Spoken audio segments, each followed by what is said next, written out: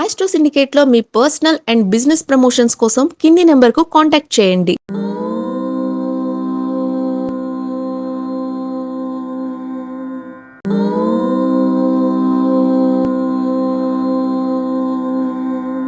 ఓం శ్రీ గురుభ్యో నమః. హరి ఓం. నీలాంజన సమాభాసం రవిపుత్రం యమాగ్రజం ఛాయామాతాండ సంభూతం తం నమామి శనేశ్వరం. అందరికీ నమస్కారం.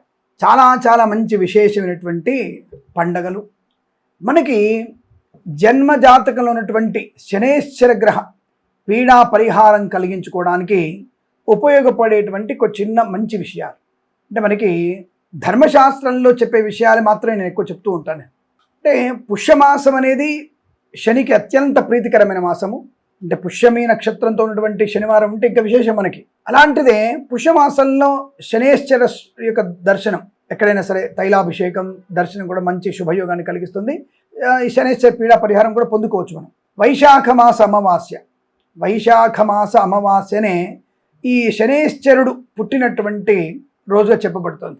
అటువంటి వైశాఖ అమావాస్య రోజు శనివారం రావడం అది అత్యంత శుభయోగాన్ని కలిగించే రోజు చెప్పవచ్చు. అంటే మనకి శనేశ్వరుడు యొక్క పీడ ఉంటుంది. ముఖ్యంగా సింహరాశికి అండ్ ధనుసు రాశికి, కుంభము, మీనం, మేషరాశి వారికి ఎక్కువగా ఎఫెక్ట్ ఉంటుంది. కాబట్టి ఈ రాశుల వారు తప్పనిసరిగా మనము ఈ యొక్క శనేశ్వరుడి యొక్క అనుగ్రహాన్ని పొందుకోవాలి. అంటే మిగతా రాశులకు వద్దా అంటే తప్పకుండా కావాలి. ఇప్పుడు సింహరాశి ఉన్నాడు, తర్వాత కర్కాటక రాశి వారికి భాగ్యంలో ఉన్నాడు. తప్పకుండా లాటరీల వల్ల, జూదం వల్ల విదేశానికి వెళ్ళాలనుకున్నా డబ్బులు కావాలిగా. డబ్బులు కావాలంటే తప్పకుండా లాటరీల వల్ల రావాలి, లేదా షేర్ మార్కెట్లో మంచి రావాలి, వృత్తిలో రావాలి, వ్యాపారంలో రావాలి. తప్పకుండా కర్కాటక రాశి కూడా పూజ చేసుకోవాలి. అష్టమాధిపతి శివునికి, రవికి కొద్ది ఇబ్బంది కాబట్టి జాగ్రత్తగా ఉండాలి. అలాగే దశమ స్థానంలో ఉన్నటువంటి మహానుభావుడు మిథున రాశి వారికి 10వ ఉన్నాడు కదా, వృత్తి ఉద్యోగాదుల్లో ఒత్తిడి కలిగిస్తాడు కదా, టెన్షన్ క్రియేట్ చేస్తాడు కదా. మరి ఆ ఒత్తిడి ఉండకుండా ఉండడానికి మిథున రాశి వారికి కూడా జాగ్రత్తగా చూసుకోవాలి, జాగ్రత్తగా ఉండాల్సిందే. మరి సప్తమాధిపతి కన్య, మరి సప్తమంలో ఉన్నాడు కదా, ఆ సప్తముడు వివాహ మధ్య ఇబ్బందులు, వివాహాన్ని ఆలస్యం చేయడం, టెన్షన్ క్రియేట్ చేయడం, భార్యాభర్తల మధ్య లేనిపోని వివాదాలను కలిగించడం, ఇది కూడా జరుగుతుందిగా. కాబట్టి కన్యారాశి వారికి కూడా జాగ్రత్తగా ఉండాల్సింది. సో మొత్తం మీద శనేశ్వర యొక్క గ్రహం అనుకూలంగా ఉంది ఎవరికి? ఇటు మకర రాశి వారికి, అటు వృషభ రాశి వారికి, ఆ తర్వాత మనకి 3, 6, 11 6వ రాశి ఎవరు? తులారాశి వారికి. తులారాశి వారికి, మకర రాశి వారికి, వృషభ రాశి వారికి అత్యంత శోభను కలిగిస్తాడు, అద్భుతమైన యోగాన్ని కలిగిస్తాడు. సరే, మరి ఇప్పుడు వైశాఖ అమావాస్య రోజున మనము ఏం చేస్తే, ఆ శని జయంతి రోజున ఏమి చేస్తే మనకి మంచిది అన్న విషయం తెలుసుకుంటే, అభిషేకం, తిలతైల అభిషేకం, నువ్వుల నూనెతో శనేశ్వరుడికి అభిషేకం. అయితే ఒక విగ్రహాన్ని ఏర్పాటు చేసుకొని విగ్రహంతో కానీ, అయితే నవగ్రహ దేవాలయానికి వెళ్ళి పూజారి గారితో తప్పకుండా ఆ యొక్క పురుష సూక్త విధానంగా శనేశ్వరుడికి అభిషేకం చేసుకోవడం తప్పకుండా మీకు శుభయోగాన్ని కలిగిస్తుంది. ఆ తదుపరి పంచామృతంలో అభిషేకం చేయవచ్చును, తప్పకుండా స్వామివారికి అభిషేకం చేయవచ్చు. జలముతో అభిషేకం శుభ్రంగా తుడవాలి. చాలామంది చేస్తారు కదా, సరే మనంత వరకు చేస్తున్నంత వరకు కూడా మనం శుభ్రంగా తుడిచి స్వామివారికి మళ్ళీ గంధము, నలుపు వస్త్రము, నీల రంగు వస్త్రాన్ని స్వామివారికి అలంకారం చేసి నీల పుష్పాలతో ఆయనకి అర్చన చేయాలి. ఆయన అష్టోత్తరాన్ని చదవాలి.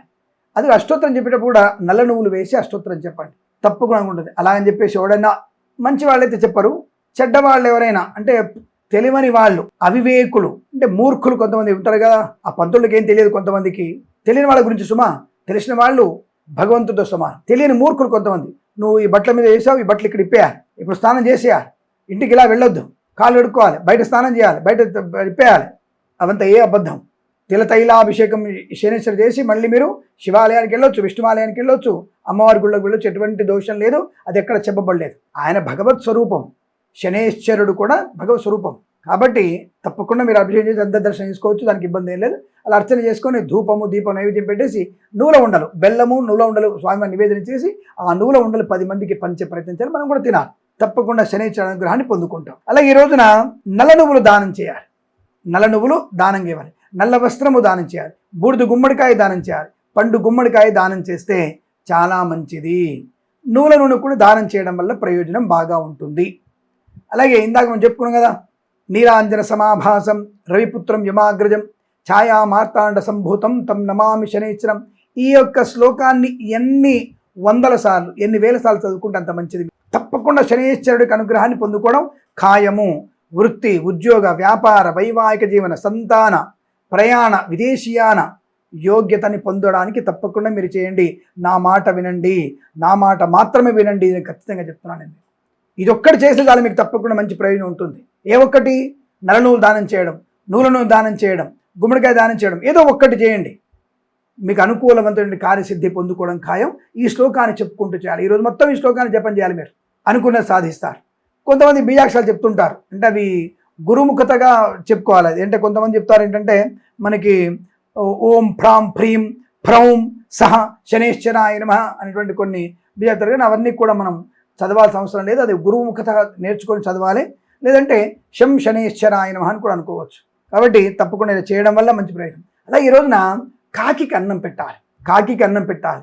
వీధి కుక్కలకి కాస్త అన్నం కానీ, పదార్థాలు కానీ, రొట్టెలు కానీ, బిస్కెట్లు కానీ పెట్టే ప్రయత్నం చేయండి.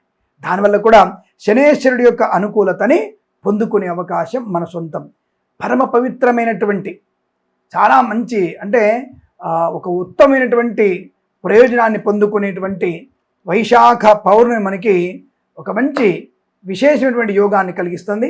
తప్పకుండా ఈ రోజున మీరు వైశాఖ అమావాస్య మనకి భరణి నక్షత్రంతో వస్తోంది.